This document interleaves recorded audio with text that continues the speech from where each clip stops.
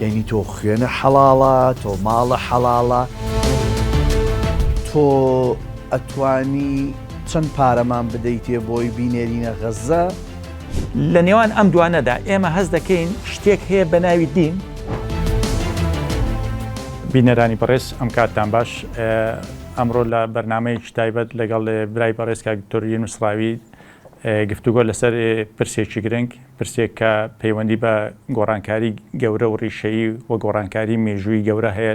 نەتەنها لە ئاستی ڕۆژهەڵاتی ناوەڕاست بەڵکو نەتەنها لە ئاستی جیهانی ئیسلامیش بەڵکو لە ئاستی دنیادا لە عالەمی مەسیحیشدا کە بریتیا لە ڕیفۆرمی ئاینی. ڕیفۆرمی ئاینی چی بوو و ڕیفۆرمی ئاینی چی هێنا و ئەو کۆسپوتەگەرە سیاسی و ئابووری و فکری و عەقیدەیانی کە لە بەردەم ڕیفۆرمی ئاینی وەستا لە ئەوروپا چی بوو. ئەوروپا بەر لە ڕیفۆرمی ئاینی لە چ دۆخێکی تاریکدا دەژیا،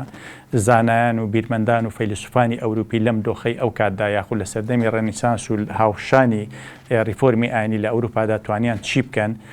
چۆن زەمینە سازی مێژووی و فکری و عەقیدەیان کرد بۆی کەوا بتوانن دنیای مەسیحی لەم هەژمون و لەم دەسەڵاتە ڕەهایی دین یاخود ئەم هەژمون و دەسەڵاتە ڕەهایی بە ناوی دینەوە مامەڵەی دەکرد،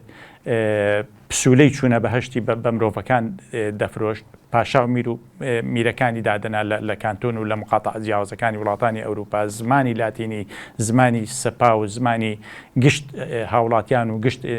میرنشینەکان بوو. چۆن ئەمە تێکشکاوە، چۆن سەرکەوتنی بەدەستێنا. دوجار هەوڵ دەدەین ئێمە ئەمە ببەستینەوە بە ڕۆژهەڵات. لە ڕۆژهەڵاتدا بۆچی ئەم ریفۆرمە وێڕایبوونی زانای زۆر گەورەی ئاینی، فەیلسوفی زۆر گەورەی ئاینی، ئێمە فەیلسوفی زۆر گەورە بیرمەندی زۆر گەورەمان لە ناودینەوە هاتووە لە سەردەمی عەباسیەکان، کۆتایی دەسەڵاتی ئومەویەکان لە سەدەی هەژد بۆ تاوەکو سەدەی سێنزە و ئەوانە. یعنی لەگەڵ بوونی ئەمانەشدا بەڵام نەمانتوانی ڕیفۆرمی زۆر گەورە بە پێوانەکردن لەگەڵ ئەم ریفۆرمەی لە ئەوروپا هاتووە، جیابوونەوەی دەسەڵاتی دین لە دەوڵەت و جێڕانەوەی ڕێز و حرمەت بۆ دین، گەڕانەوەی دین بۆ پەیوەندی نێوان ئینسانەکان و خودای خۆیان و داماڵینی دین لەوەی کە بە ناوی ڕەهابوون تەعویل بکات، بە ناوی ڕەهابوونەوە بە هەشت و جەهەنەم دابشکا بەسەر مرۆڤەکاندا. بۆچی لەمەدا ڕۆژهەڵات سەرکەوتوو نەبوو. هەوڵ دەدەین لەسەر کۆمەڵی پرسی لەم بابەتانە و هێندێک پرسیاری تریش ئێمە لەسەر ئەم بابەتە قسەی لەبارەوە بکەین.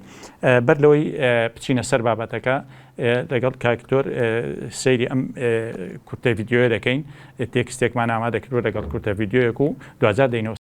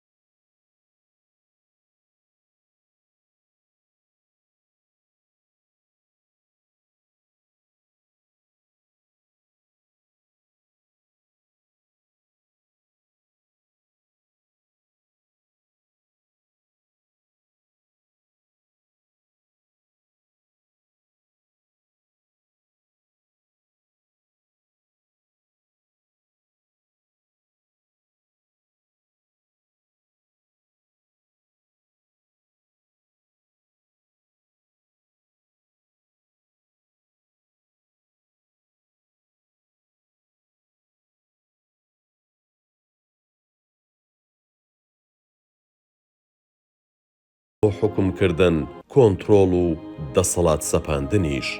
دوایەوەی لە ئەڵمانیا ڕاهیبێکی ئیماندار و ڕۆحی پڕگومان بە ناوی مارتن لۆسەر دەرکەوت،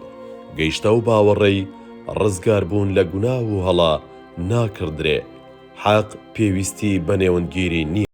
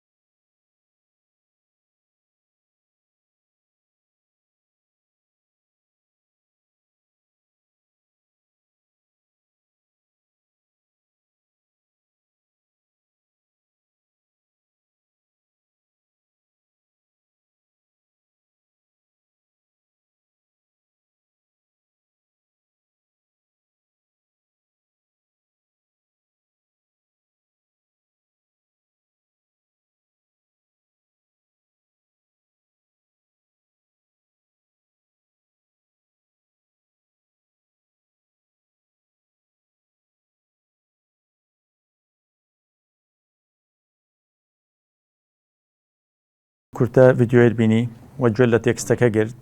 کە ناوەڕۆکەی بریتی بوو لە قسەکردن لەسەر مەسلەی ئەم دەسەڵاتە ڕەها و بێسنوورەی کە پاپا و قەشە و پیاوانی ئاینی لە ئەوروپا هەیان بوو وە چۆن ئەم دەسەڵاتیان بەکارهێناوە بزانم سەرنجی بەڕێزت لەسەر ئەم کورتە ڤیددیۆیە بە کورتی چی بوو؟ دەستان خۆش بێ شتێکی جوان بوو. حقیقەتەن ئەمە باس لە دروستبوونی ڕێبازی پرۆتستانتەکە کاتێک کە مارتن لۆثەر بۆ یەکەم جار ڕەخنە لە دووشتی سەرەکیە گرێ. یەک چۆن دەکرێت خەڵکانێک بە ناوی خوددا پارە بسەنن و بەهەشت و لێبوردەیی مەسیح ببەخشنەوە، اینجا پاشان خوددا بۆچی بە زمانی خۆمان قسەمان لەگەڵ ناکە. ئەتوانین بڵین ئەم دوو ڕەهەندە زۆر سەرەکی بوو کە ڕێبازی پرۆتستانتی لە سەردا مەزراوە بە نسبەت ئەم سەردەمە شۆڕشێکی گەورەی فکری بوو لە ئەوروپا بە تایبەت وە لە سەرانسەری جیهان بەگشتی خۆتەزانی مەسیحیەت بەربڵاوە لە هەموو جیهان. ئەمانەی کە ئەهاتن ئەیاوت تۆ ئەتەوێ چ شوێنێک لە بەهەشت بکڕیان چەند هین تەوێ مەسەلەن ئەمەی پارەی هەبووە باشتەکەی کڕی. جا ئەمەی دیکەش دوایی کە دێ بۆ یەکەمین جار ئینجیل تەرجەمەکە بۆ زمانی ئەڵمانی و تاوەکو ئێستا ئەم تەرجەمەی بە سەرەتای زمانی ئەڵمانی دانرێ کە زمانێکی قورسی وەکو ئینجیل کە بەلاتینی بووە ئەم تەرجەمەی سەر هینەکاتن ئێستا شانازی پێوە ئەکەن ئەڵمان. ڕەبتەکەی لەگەڵ خۆمان یا ئەمەی کە ئێستا ئێمە تێیداین، ئێمە لە هەمان قۆناغی فرۆشتنی بەهەشت داین، بەڵام بە شێوەیەکی دیکە.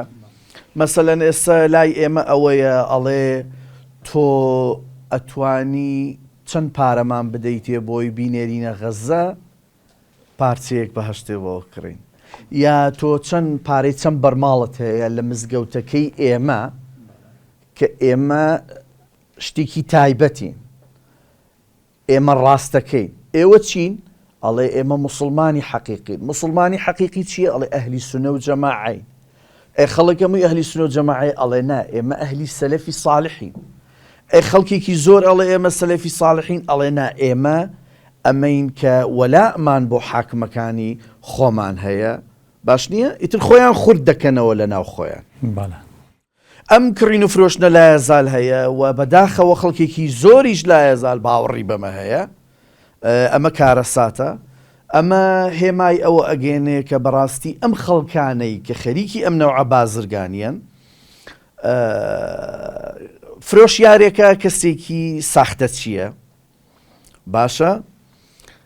ئەمەی ئەڵێن مەسەلەن کاتێک کە سەختە چییە کەسێکی گەمژە ئەدۆزێتەوە، ئەمەی دیکە کەسێکی نەخوێنەوارە. ئیتر وەهمی پێ فرۆشێتەوە مقابل ئەو سەرۆت و سامانەی کە کابرای فرۆشیار ئەمەی خۆی لە بەرگی ئاینەکە بینیوەتەوە بە ناوی ئەوەی کە ئەسڵەن ئەم دنیای ناوێ زوهد و وەرعوهینیەوێتن، وەهمێکی پێ فرۆشێتەوە بالمقابل پارە و سەرۆت و سامانی دنیای لێستنێ. دەستخۆش بێ دکتۆر جان، ریفۆرمی دینی لە ئەوروپا بۆی ئێمە جارێ بگوازینەوە بۆ ئەوروپا. لە ئەوروپادا بۆ جەناب معلومە ینی کە ئێمە دەزانین ئەوروپا لە سەرەکانی ناوەڕاستدا لە خۆناغێکی تاریک لە خۆناغی هەیمەنەی مەسەبی کاسۆلیکی ئاینی کاسۆلیکی بڵین ئاینی مەسیحی کاسۆلیکیەت و دەسەڵاتی پاپا و قەشە و ڕاهیب و کاهین و پیاوە ئاینیەکان و هەموو زمان لۆکاڵی و زمانە نەتەوەیەکان لە ئاستی گشتیدا خەڵک لە ئینجیل حاڵی نەدەبوو چکە بەلاتینی بوو. ئەو کاتێککە وەک خۆت ئاماژەت پێدا ڕاهیبێک لە ناو لاهوتەوە لە ناو دینەوە لە ناو خوێندنی دینیەوە دێت قسە لەسەر شتێک دەکات کە بەنسبەت پاپای کاسۆلیکەوە بەنسبەت ڕۆماوە بەزاندنی سنووری حرامە، واتە قسەکردن لەسەر چوونە ناو سنوورێکە کە تەلبەند کراوە، ینی لە حرامەکاندا، ینی مرۆڤ لەسەری ئازار دەدرێت، مرۆڤ لەسەری دوور دەخرێتەوە، مرۆڤ لەسەری لە ژیان بێبەش دەکرێت و مافی ئەوەی هەیە دەسەڵاتی دینی لە شوێنی خوددا بڕیار بدا بەوەی کۆتایی بە ژیانیشی بێ نەو ژیانی لێبستێنێتەوە لە مرۆڤە. مارتن لۆسەر لێرەوە دێ ئینجیل تەرجەمە دەکات بۆی کە خەڵک حاڵی بێ بزانی ئیدی حەق هەر ئەمە نییە کە لە کاسۆلیکێت پێت دەڵێ پاپا پێت دەڵێ قەشە و ڕاهیبەکان پێت دەڵێ، حەق کۆمەڵێشتی تریشە. ینی تۆ ئاماژەت بە کۆمەڵی شتدا مەسەلەی ئەوەی کە ئەڵمانەکان ئێستا شانازی بەوە دەکەن کە ئینجیل تەرجەمەکراوە فعلەن ئەڵمانیا ئێستا و ئێستا شێندی ڕئیساییت هەیە لەسەرەوە کە نەتەنها شانازیکردن ئەڵمان دروستبوونی دەوڵەتی ئەڵمانی تا ئەندازەیەکی گەورە بە بەرهەمی هەوڵ و تێکۆشان و مادوونەکانی لۆسەر دەزانن. هەمووشمان دەزانین لەگەڵ لۆسەر و لەگەڵ ئەمری فۆرمە لەگەڵ شەقبوونی عالەمی مەسیحی بۆ پرۆتستانت و کاسۆلیک و دواتر مەزاهیبی تریش ینی شەڕی دینی گەورەش دێت. ئایا ئەم شەڕی دینیانە ئاین لەناو ئەمەی کە لە ڤیددیۆکەش بینیمان لەناو ئەم دوو کەڵ و خوێنەدا ئەوروپایەکی نوێ دێت مەرجە لەناو هەموو ریفۆرمێکدا هەموو ریفۆرمێک بەناو خوێن و دوو کەڵدا بڕوات یا دەبێ ئەمە ببێتە لانی کەم وانەیەک پندێک کە دەکرێت ریفۆرم بکرێ بەبێ ئەوەی بەناو دوو کەڵ و خوێندا بڕوە وەکو ئەم ڕێچکەی کە لە ئەوروپای گیرایە بەر ئەم هەموو خوێنەی کەڕژە لە شەڕە دینیەکاندا ئەم هەزاران قوربانی دەکرێت لە ڕۆژهڵات هەماش دووارە بێتەوە یاخود دەکرێت بە شێوەیەک کە ریفۆرم بکرێت. سیر کە ئێمە لە ڕۆژهڵاتی ناوەڕاز بە تایبەتی ئاینی ئیسلام مەسەلەن بە زۆر قۆناغ تێپەڕیوە بەڵام بە شێوەیەکی جیاواز. ئەمەی کە ئێمە ئەگەر بمانەوێت ناو لە دروستبوونی ڕێبازێک لە ڕێبازەکانی ئاینی مەسیحی بنێین ئەمە ریفۆرمە کەواتە ئێمەش ریفۆرمان هەبووە ئەسڵەن لە قەرنی یەکەمی هیجری لەبەرەوەی دوای ئەوەی کە پێغەمبەر عەلەیهی سەلام وەفاتەکە لە سەقیفەی بەنی ساعیدە ئەبێتە شار لە مابەینی ئەنسارەکان و مهاجرین کە چێ خەلافەت وەربگرێ دوای حروبی ڕدە ڕووەدا کە دنیایەک لە سەحابە ئەکوژرێ نازان بڵێم شەهید دەکرێ دوایی ئیتر ئێمە وەکو من لە کتێبی ئیلاهیات باسەکەم یەکەم مەزهبی ئیسلامی دروستە بێ ئەمیش دوای حەربی جەمەل کە ئیمام عەلی بەرامبەر عائیشە و هینە وەستێتەوە و ئەم کاتە ئێمە شەڕەکە لەسەر ئەوە بوو کە ئیمام عەلی ئەڵێ پێغەمبەر فەرموویەتی تەرەکتم فیکم ثەقەلەینی ما ئین تەمەسەکتم بیهما لەن تەضیلوا بەعدی ئەبەدا. ئەڵێ من دووشتم دوای خۆم بەجێهێشتووە ئێوە دەست بەوە بگرن قەت تووشی گومڕایی نابن. كتاب الله وعترة آل بيتي باشا أماني ديكش الله كتاب الله وسنتي أمري فورما لتاريخ إسلامي ربو مثلا بيش أما عمر بن خطاب لسر مرك لنا قرر بيغمر وصية بنو سيتوا أما يبيالن رزية يوم خميس كلهم كتابة كاني سنة وشيعة ومعتزلة وإباضية مذهب كان ديكاتوا الله إن النبي يهجر بيغمر وريناك وعندنا كتاب الله الله ما قرآن مان بەڵام شەڕانە شەر لا يزال ئەو مەزهبی کە ئێستا هەیە پێڵێن قورئانیەکان ڕێبازیەکە و ئەحمەد سوبحی و ئەمانە ئینیەکەن ئەڵێن ئێمە نفسی تێگەشتنی عومەر بن خەتابمان هەیە ئەڵێن ئێمە حادیثمان ناوێ با دروستیش بی لە پێغەمبەرەوە هاتبێ بەس ئەو بۆ زەرف و ژینگە و دەوروبەرەکەی و عەقڵیەتی ئەمانی کردووە بەڵام قورئانەکەمانەوێ پاڵپشت بە عومەر ئەمانە هەبووە لە ناو ئێمە و بە قۆناغی خوێن ڕشتنیش ڕۆشتووە بەڵێ ڕاست وە دەژڕوا بەڵێ هەڵا نەتیجە ینی نەتیجەکە ئەم ریفۆرمەی لە ئەوروپا بەرەم هەر لە ناو عالەمی ئیسلامی نەمان بینی ینی من بەس قسە لەسەر مەزهەب نییە کە ئەمە دوایی کە قسە لەسەر خودی ریفۆرمەکە ینی نەک دروستبوونی مەزهەبێک بەڵێ ئێمە باسی ریفۆرمەکەین چونکە کە مەزهەبێک دروستە بێ ئەم بەناوی ئەوە دروستە بێ کە ریفۆرمێک وانە کە شتێک هەیە کەڵەکە بووە ئەم دەیەوێت تەجدیدی بکاتەوە ریفۆرم بکاتەوە ینی نوێگەری تیا بکاتن هەموو مەزهەبێک وا دروست بووە سەواءن مەزهەبەکانی ئەمانی تەسەوف بێ ئەمانی فەلسەفی بێ ئەمانی کەلامی بێ ئەمانی ئیعتیقادی بێ تەنانەت ڕێبازە سەربازی و ڕێبازە سیاسیەکانیش بەڵام ئەمەی کە لە ئەوروپا ڕووەداتن بە تەنانەت هین ناکرێتن لە مارتن لۆسەر چونکە مارتن لۆسەر تەنانەت مارتن لۆسەر لە ڕیسالەکانی گوێن بە فەلسەفەی ئەرسطوی ئەدا دژی فەلسەفە بووە بەڵام ئێمە دوایی ریفۆرمی عیملاقتر یعنی ئێمە ناتوانین پایە و هەوڵ و تێکۆشانی مارتن لۆسەر بەکەم وەربگرین چونکە ئەمە بێتە هەنگاوێک بۆی ڕێنیسانس دروست بێ ڕاستە و دواتر لە وڵاتانی سویسرا جۆن کالڤن و اینجا دوایی ڕێنیسانس ئیتر ئێمە چرخی عقل کە پێڵێن سەردەمی ڕۆشنگەریمان دروستە بێ کە چەند فەیلسوفێکی عیملاقە باشە ئەمانیان دنیا بینی تازە عقل دروستەکەن و بەڵێ عقل پێش دەقەخەن و تەئیدی ئەم دنیا بینیەی مارتن لۆسەرەکەن کە بەڵێ ئەبێ خوددا بە زمانی ئێمە قسە بکاتن ئەگەر ئەو بڕیاریدا بێ ئێمە بەو زمانە دروست کرد بکاتن حتمما ئەبێ بەو زمانە گەڕانەوە بۆ قسەمانەوە زمانی لۆکاڵی و زمانی نەتەوەی ینی بەڵێ زمانی لۆکاڵیە نیشتیمانیە دروستبوونی هەویانی بەڵێ تەنانەت ئیتر ئەمان جگە لەمە تۆ بۆچی ئێمە ئیتر بە زمانی لاتینی یا بەشێک لە ئارامی کۆن نوێش بکەین بۆ خوا بۆچی بە زمانی خۆمان قسە نەکەین مەگەر خوا لە زمانی ئێمە تێناگە کەس هەیە جورئەتی ئەوە بکا بڵێ خوددا لە تۆ تێناگە بە زمانی دایکت نوێش بکەیت و بۆی لێ قبولکە یا لێو قبول نەکە نەهامەتەکەی ئێمە من دائیمەن هینە فکریەکە حکایەتە فکریەکان ئەمە نین وەکو حکایەت بیگێڕینەوە تا چەند پەیوەستبوون و یەکگیربوونی لەگەڵ ئێمەیە هەیە ئێمە وەکو سکوکل غفرانەکە پسولەی لێ خۆشبوون لە ئێزال هەیە ئەو پشتگیری یەکرێ ئەمەی دووەم کە قورئانەکە لەوێ هات تەرجەمەی کرد ئێستا لا یەزال مەسەلەن تۆ تەرجەمەشی مەکە بڵێ ئەمە قورئان وا ئەڵێتن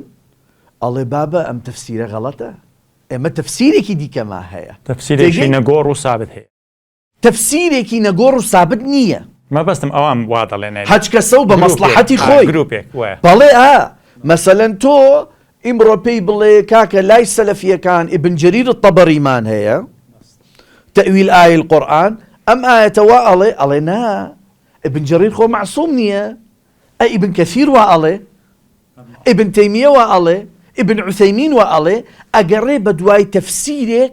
پشگیری بیر و ڕای خۆی تایبەتی خۆی بکە یعنی ئەم ڕێبازە ئەو ڕێچکۆکانەی کە لە کوردستانە هەیە ئیسلامیەکان کە من هەمیشە پێیان ئەڵێم خوردە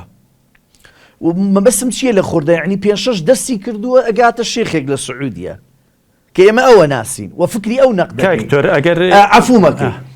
ئەمانە کە هینەکە ئەهێننەوە بازار زۆر کۆم بووە ئەسڵەن لە بازارەکە لەبەرەوەی جوابەکەشی هەیە و نەکسەکەیشی هەیە بەڵام بەداخەوە ئەمان کۆمەڵێک وڵاتانی دراوسێ پشگیریانەکەن و هەدەفەکەیان ئەمەیە کە ئیتر بژێوی کۆمەڵێکیان لەسەر ئەمەیەوە دواکەوتنی ئەو خەڵکەی کە خۆشمان ئەیبینی لە دەست ئەمانە تووشی بوون کاکتۆر دەستخۆش بێ ئێمە دەتوانین بڵێن لە ئەوروپادا کاتێک ریفۆرمی ئاینی دێت لە 1570 مارتن لۆسەر ئەم 95 خاڵەکەی بەسەر دەرگای کەنیسەی وۆتنبێرگ بەڵێ لە سەرەتای قەرنی 16دا سەدەی 16دا ئەم تەعالیمانەی خۆی و ینی نەقدکردن و داواکردن لە خەڵک کە باج و سەرانە نەدەن و خەڵک سکۆکی غوفران نەکرێت و چیتر ئەم تەعالیمانەی کە لە ناوەندی کاسۆلیکی و دەسەڵاتی دینی و دنیاییەوە دێت چیتر پابەندی نەبن وە دەگەڕێتەوە بۆ زمانی لۆکالی و سەرەتایەک بۆ دروست بوون و قسەکردن بە زمانی لۆکالی و نووسین بە زمانی لۆکالی و دوجار ئێمە دەزانین مەسەلەی چاپەمەنی و کتێب چاپکردن فرۆشتن بە نرخی هەرزان و هەمووانە ڕۆڵی کاریگەر دەبین لە بنیان نان و ژێرخانی دروستبوونی شوناسە جیاوازەکان و جیابوونەوە لەم بە سێنترال بوون و هەژمونی کە دەسەڵاتی دینی هەیەی لە ئەوروپادا لێرەوە من دەمەوێت ئەو پرسیارە بکەم ئایا دەتوانین بڵێن خوددا و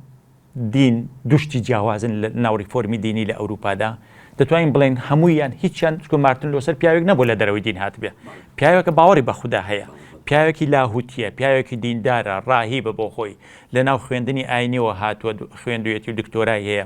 یعنی ئەمانەی کە ریفۆرمیان کردووە چ لە عالەمی ئیسلامی ئێمە دوجار ئەگەر لەم بەرنامەیشتەوە نەبین لە بەرنامەی دواتردا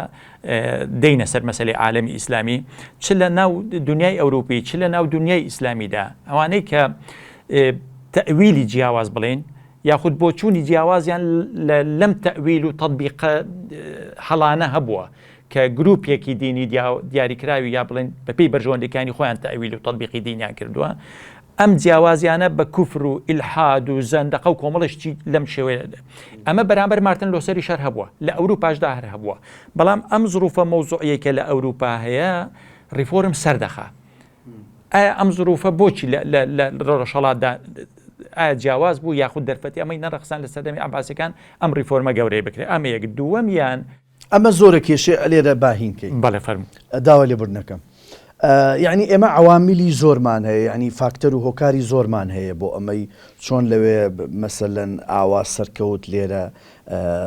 سەر ناکەوێ بە جیاوازی ئیتر ژینگەی، بە جیاوازی زڕوفی سیاسی و مەساڵحی بینی خولەفا و ئومەڕاکان و ئەمانە شتی جیاوازمان هەیە. مەسەلەن ئێمە سەرەتای هەوڵەکان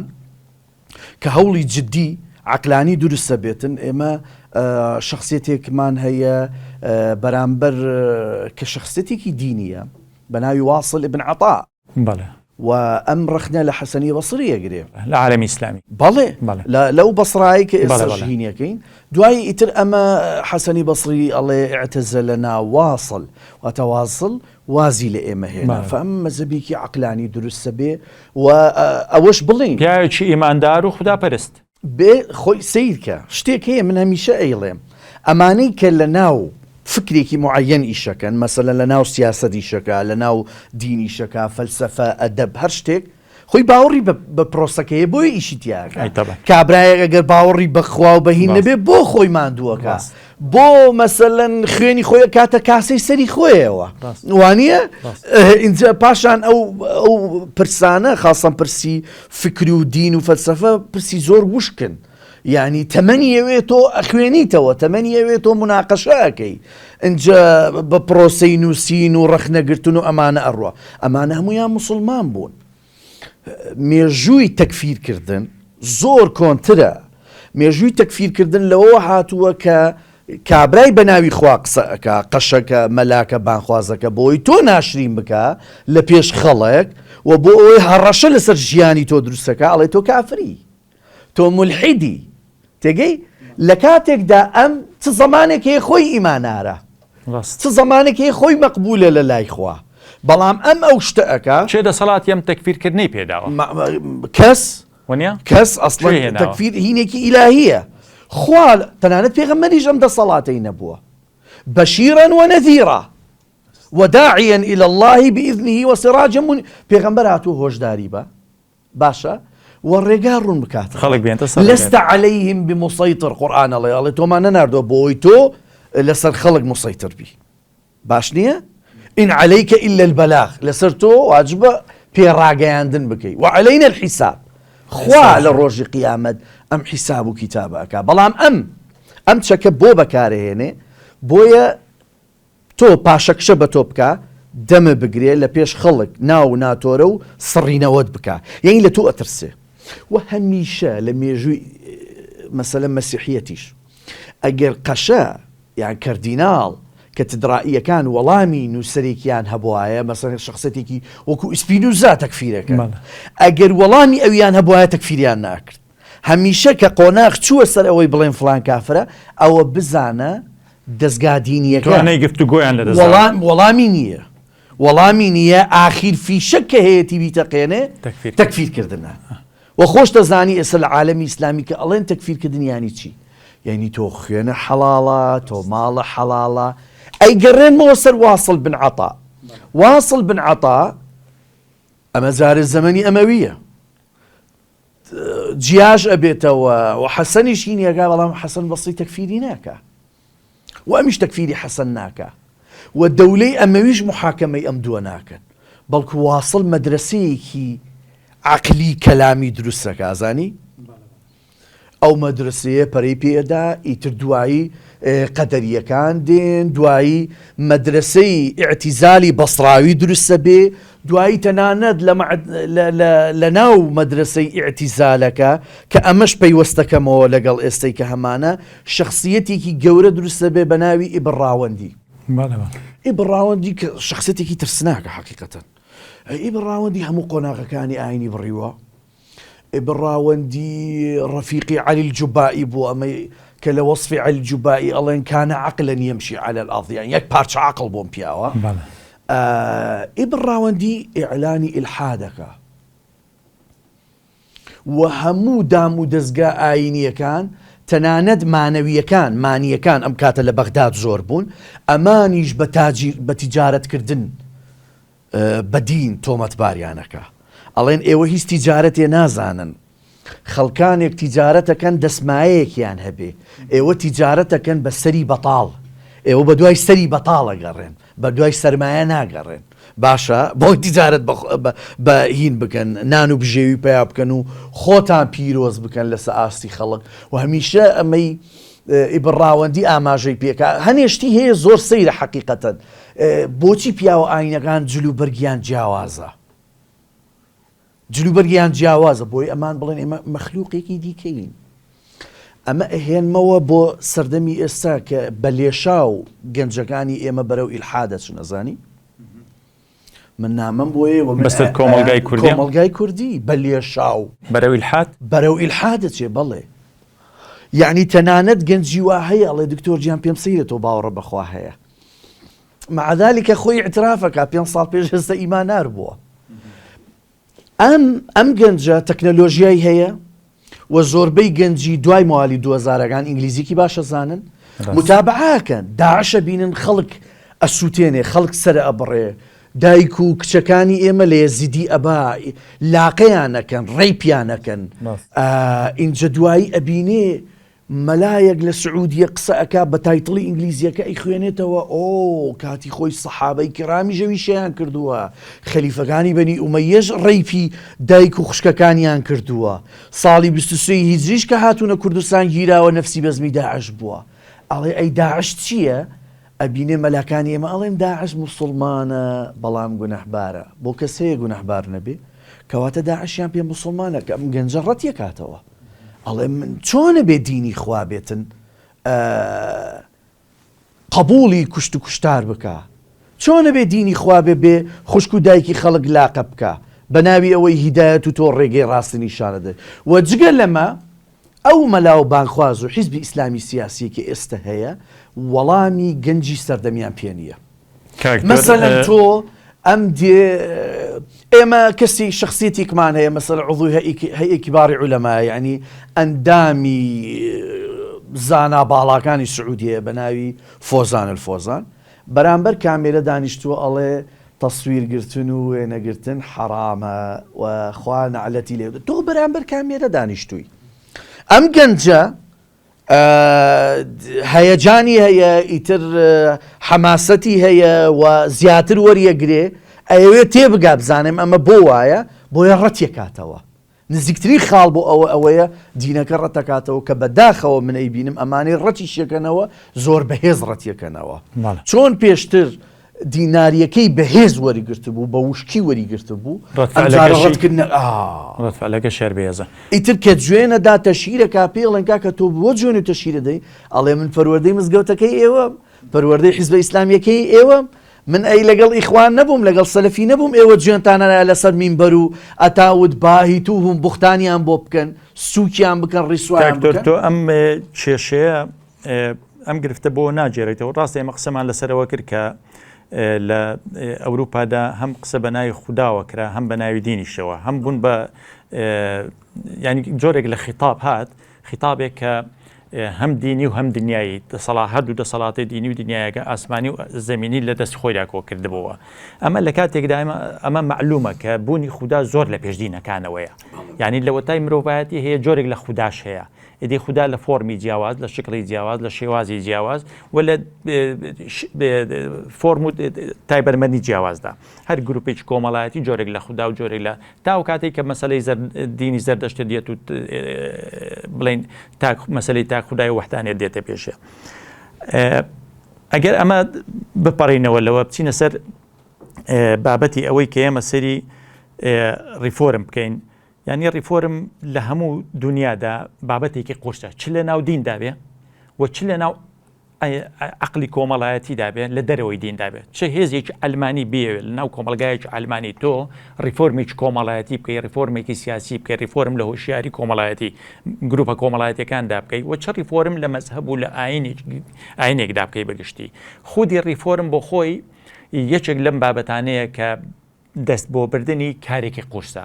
و دوجار بە ئەنجام گەیاندنیشی قورستر لەبەرەوەی هەمیشە لە بەرامبەر هەر ئەگەرێکی ریفۆرمدا بەدەیان کۆسپی گەورەی لە بەردەم وەستانەوەی ریفۆرمیش هەیە یعنی تۆ دەتەوێت لە پنتێکەوە لە شوێنێکەوە دەستکاری ڕەگەزێ بکەی بۆ گۆڕانکاری لە کۆمەڵایەتی لە کۆمەلگادا لە دەرەوەی دین بەڵام دەیان ناوەندی بەرژەوەندی لە بەرامبەر ئەوە دەوەستێتەوە لە کاتێکدا کە دەزانانی ئەم ریفۆرمە پێویستە بۆ نمونە لە عالەمی ئیسلامیدا زۆر فەیلسوفی زۆر گەورەمان هەیە قسە لە مەسەلەی سەربەخۆی دادگا دەکا قسە لەسەر مەسەلەی گۆڕین لە سیستەمی کارژێری و سیستەمی بەڕێوەبردننی وڵات دەکا قسە لەسەر مەسەلەی قانون دەکا ینی قسە لەسەر کۆمەڵێ بابەت دەکا کە هەمووی کۆمەک بە خودی سیستەمەکە و خودی کۆمەلگاکە دەکا بەڵام لەبەرەوەی ناوەندی دەسەڵات ناوەندی دەسەڵاتی دینی بە پێی بەرژەوەندەکانی ئەو ئەم ریفۆرمە پەنجەبردنە بۆ بەرژەوەندی ئەو ناچارە دژی ئەمە دەوەستێتەوە بۆ ئەوەی دژیشی بوەستێتەوە بۆی کەسێکی تر نەوێرە پەنجە تەکفیری دەکا بە زەندیق لە قەڵەمی دەدا و خوێنێ حەڵاڵ دەکات یعنی ئەم حاڵەتانە زۆر ڕوویداوە بێگومان ئەمە لە ئەوروپاشدا ڕوویداوە لە ئەوروپاشدا ئێمە و حاڵەتانەمان هەیە بەڵام لەگەڵ ئەوەشدا تەمەشا دەکەی لە ئەوروپا ئەمە تێدەپەڕێنێ ئەوروپا دەتوانێت سەرکەوێ ئەوروپا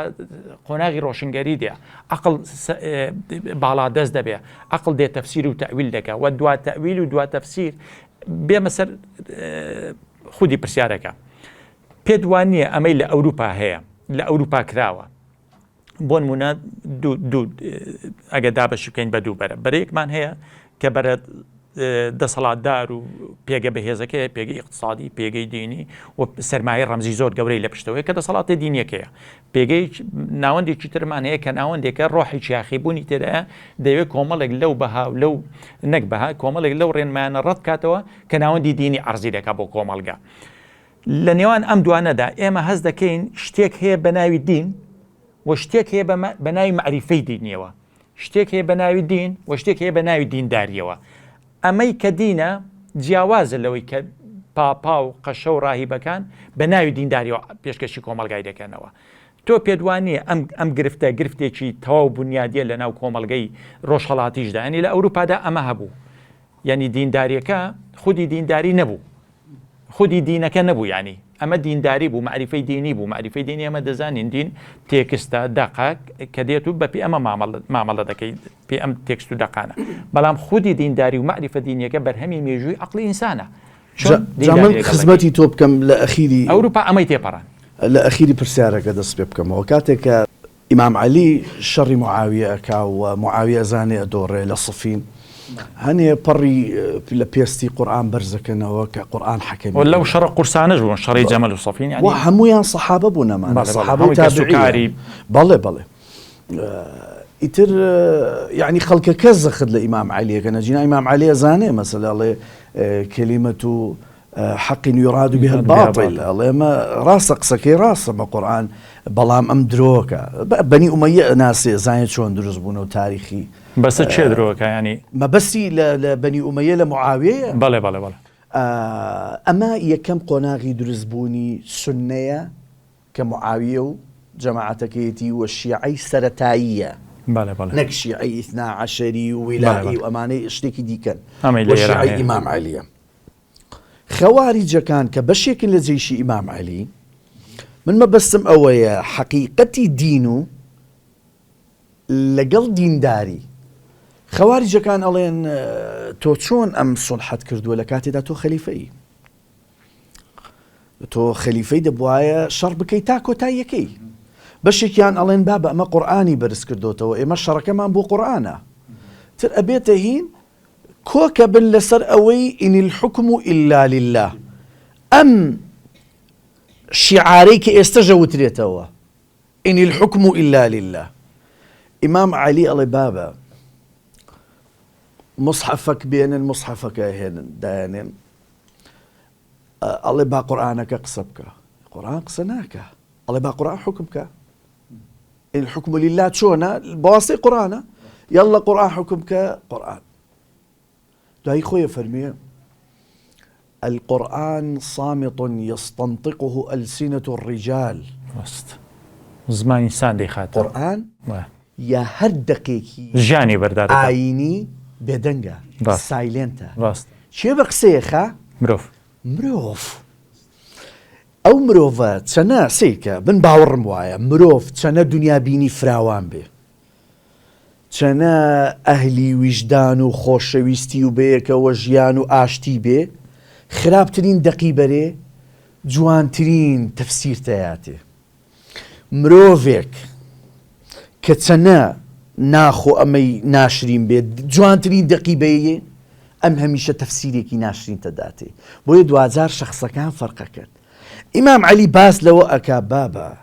ئین الحکم لله بەشەر ئەیکا بەڵام ئەم بەشەرە تا چەند و چۆن ئەیکا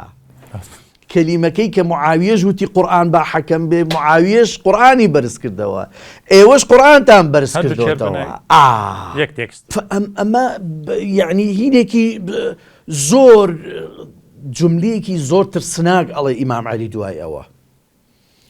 ئەڵێ القورئان حەمال ئەوجوه ئەڵێ قورئان زیاتر لە ڕوویەکی هەیە ئەوەی ئیمڕۆ کە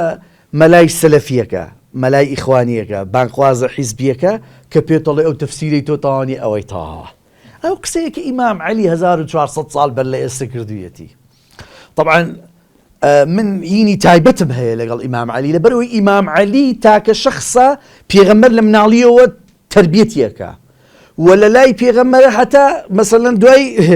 لەسەر سڵتە و دەسەڵات و ئەمە سەرجەم سەحابەکان پێغەمبەر بەجێ دێڵێن ئیمام عەلی بەجێ نێژتووە بۆ ناو قەبرەکەش بۆ ئیمام عەلی ئەگەر بتەوێ بڵێ بە تێگەیشتن لە قورئان و لە پێغەمبەر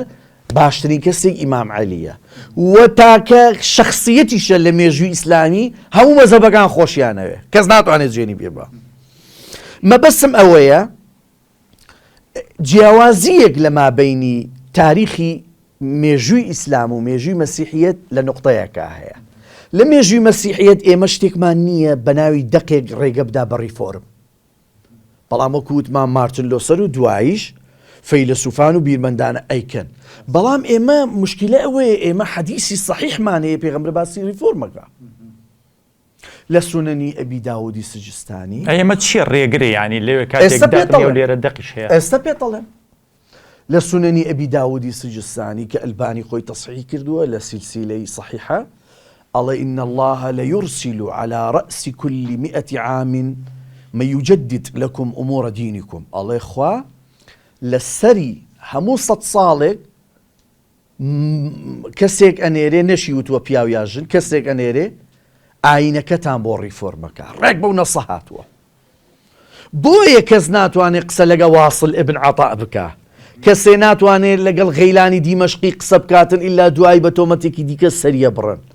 یا بەسەرانی گەورەی معتەزیلە وەکو ابن ئەبی دوئاد و مەسەلەن جاحظ و ئەبوو عەلائی مەعەڕی و ئەو عیملاقانە هینیان بکاتن لەبەرەوەی ڕیفۆرم لە ئەسڵی دینە هەیە و جگە لە ڕیفۆرم هەیە ئیجتیهاد هەیە ئیجتیهاد یعنی چی؟ یعنی تۆ کاتێک دەقێکت نییە جوابی شتێک باتەوە تۆ کە کەسێکی ئەهلی عەقلی و ئەهلی نەقلی باشە ئەتوانی تێبکۆشی ئیجتیهاد یعنی بەذل الجهد باشە بۆ فکر و هینەی خۆت هەیە نەسێک یا ڕەئیەک کە ئەم ڕەئیە معسووم نییە بۆ زەمەنی خۆتە و دەوروبەری خۆتە ئەمەی دوایی ناویان نا بە فتوا و نازانم چی ڕەئیەک بدەیت ئەمەش هەیە و تۆ کە ئیجتیهاد دەکەی دیسان نفسی حەدیثمان هەیە لە مسنەدی ئەحمەد بن حەنبەل و لە لای ئیبن ماجە هەمانە کە ئەڵێ من أصاب في اجتهاده فله أجران ئەوەی هینی کرد ومن أخطأ في اجتهاده فله أجر تەنانەت تۆ لە ئیجتیهادەکەت غەڵەتیش بکەی ئەجرت هەیە بەڵام من ئەمەوێ ئەوە بڵێم کە بۆچی ئێمە ڕیفۆرم لە ئیسلام وەستێنرا بە سێ قۆناغی ترسناک تێپەڕی یەکەم قۆناغ کەسایەتێکی وەکو ئیبن حەزمی ظاهری صاحبی مەذهبی ظاهریەت کێکێکە لە مەذهبارە دیارەکان تەنانەت ئیبن تەیمیە ئەڵێ أبو الظاهري أحسن حالا من أبو حسن الأشعري الله يمزور باشتر لهم أم بيوايا قياس ككون لحجر بيرمية بشيك بولا منطقة أمان خوين أما جنما باشا الله قياس كفرة واتە تۆ بۆ ئیستنباتی ئەحکام کە دەتەوێت حکمێکی شەرعی بێنی ئێستا ناجێکەیە لە کولیە شەریعەکانە خوێندرێت نزیکی زۆر ینی کرچ و کاڵە بەناوی ئوسولی فقهی ئیسلامی عەبدولکەریم زێدان و ئەمانە یا زەڵمیش هەیەی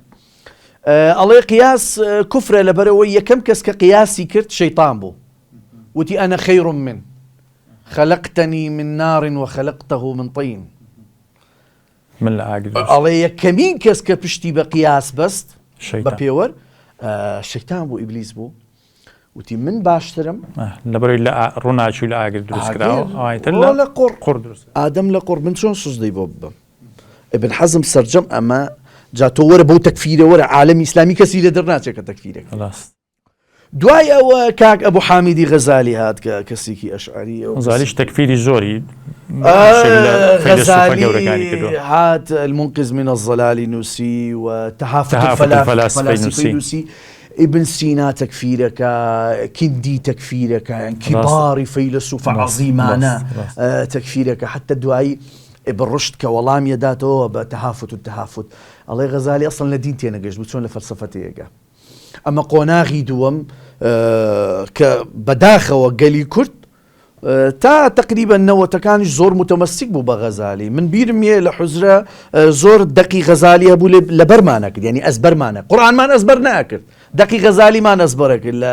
ئیحیا علوم الدین یا مکاشفة القلوب باشە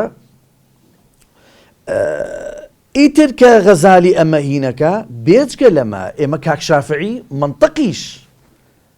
ئەڵێ من تەمەنطقە فقط تەزەندەقە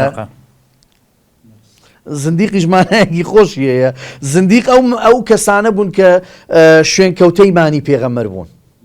کە بە کافریان دانان و ئەمە لە مەجاالێ باس یەکەم کە چ دینێکی عەزیمە مانی و تاکە پێغەمبەرە کتێبی مقدسی خۆی بەدەستی خۆی نووسیوەتەوە خوێنەوار بووە و تەنانەت شێوەکاریش بوو وێنەی خۆشی لایەزال ماوەتەوە و لە کەمتر لە 100 ساڵ ئاینەکەی لە سینەوە ئەگاتە ئینگلتەرا مانی نیەتی قووەتی تاالایی ئەبرێتەوە ئەم قەوسە بەدەستی متەنافیز ینی لە شێوەکاریەکەی ئەم دێڕی تۆ کە باسیەکەی یعنی کاریگەریەکەی لە ناو کووردا هەبووە ڕەگوڕیشەی هەبووە جا شافعی ئەڵێ لۆژیک کوفرە و ئیلحادە ئەینجا دوای هەموو ئەو قسە خۆشانەی کە کردمان بەداخەوە کەسێکی وەکو ئیبن تەیمیە دێ ئیبن تەیمیە لۆژیک تەکفیرەکە الرد على المنطقيين هەیە الرد على الفلاسفة هي فەیلسوفەکان هینەکە و عارفەکانیش تەکفیرەکە ڕاستە مثلا شيخ الأكبر محي الدين بن العربي تكفيرك حلاج تكفيرك ابن تيمية حوصت 800 ساڵ بەر لە ئێستا ینی من نازانم بۆچی گۆڕانکارێک لەسەر ئەم جۆرە فکری یاخود ئەم پابەت بوونە دقیقە بەم جۆرە لە دنیابینی ئیبن تەیمیە تاوەکو ئێستا ناو عالەمی ئیسلامی تا ئەندازەیەک زیندووە بەرحاڵ دکتۆری برا من یەک نقطەیەک لەسەر ئەمە بڵێم چونکە زۆر باسەکرێت تۆ تەسەوڕەکەی ئیبن تەیمیە لە زەمەنی خۆی پەسەند نەبووە پیاوێکی تەسەوڕەکەی کە ئەو کاتە خەلافەتی ئیسلامیمان هەبووە ئیبن تەیمیە لە ناو خەلافەت ژیاوە بەردەوام لە دادگا بووە بەردەوام گیراوە تەنانە لە ناو سجیش ئەمرێ باش نییە ئەو ئیبن تەیمیەیە وە کیباری گەورە زانایانی سەردەمی خۆی ئیبن تەیمیە تەکفیرەکەن ئیبن حەجەری هەیتەمی لە فەتاوە الحەدیثیە ئیبن تەیمیە تەکفیرەکە ئەڵێ زندیقە مەلعونە ئاجا ئەمە حەزەکەی لە ئەم ئەڵقەیە بگەین بە کۆتا لە ئەڵقەی دووەمدا دێنە سەر کۆمەڵی بابەتی پرسیتر کە ناو دنیای کوردی و ناو دنیای عالەمی ئیسلامی زیاتر قسە لە سەرەمە دەکەین بۆچی ریفۆرم لە عالەمی ئیسلامیدا ئێجگار قورسترەوەکەوەی لە ئەوروپا کرا یاخود بۆچی لە ئەوروپا ڕاستە لە ڕێگای قوربانی و لە ڕێگای ڕوبەڕووبوونەوە لە ڕێگای یاخیبوون و لە ڕێگای گەورەکردنی ڕۆحی عەقڵ و ڕۆحی فەلسەفەوە توانیان ریفۆرم کەن بەڵام ئەمە لەگەڵ ئەوەی ئەم کەرەسەیە هەش بوو لە ناو عالەمی ئیسلامیدا پیاوی زۆر گەورەیەوەکو ئیبن المقەفع و ئیبن سینا و کیندی و زۆر ئەبوو عەلای مەعدی و زۆر زانا و فەیلسوفی گەورە لە مەجالی پزیشکی لە مەجالی ماتماتیک لە مەجالی سروش قسەکردن لەسەر سروش لە قسەکردن لەسەر فەلسەفە لەسەر دین لەسەر ڕۆحی دین زانای زۆر گەورەمان هەبوو لە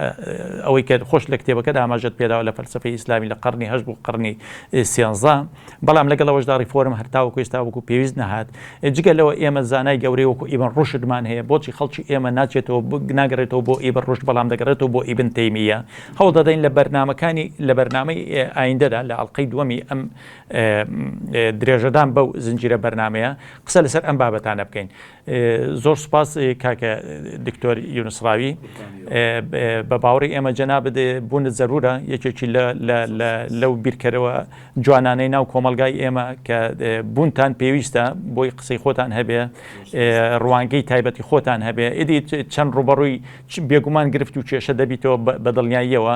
هەموو کەسێکیش من دڵنیامە لەوە لە ناو کۆمەلگادا کە بێ قسەیەکی جیاواز بکات ڕوبەڕووی کێشە دەبێتەوە جا ئەمەجا لە مەجای دین قسە بکەی لە مەجای کۆمەڵایەتی قسە بکەی ئێمە لە ئەڵقەی دواتردا قسە لەسەر ئەمەش دەکەین ئەم کێشانەی کە هێندێشتی زۆر سادە ناو کۆمەلگای ئێمەدا گوزەراوە هێندە قسەی زۆر بەسیط چەمکی زۆر بەسیط لە ئاستی سادەدا بەکارهێنراوە بەڵام ڕوبەڕووی چگرتێکی گەورە بۆتەوە لەلایەن هێندێک ناوەندەوە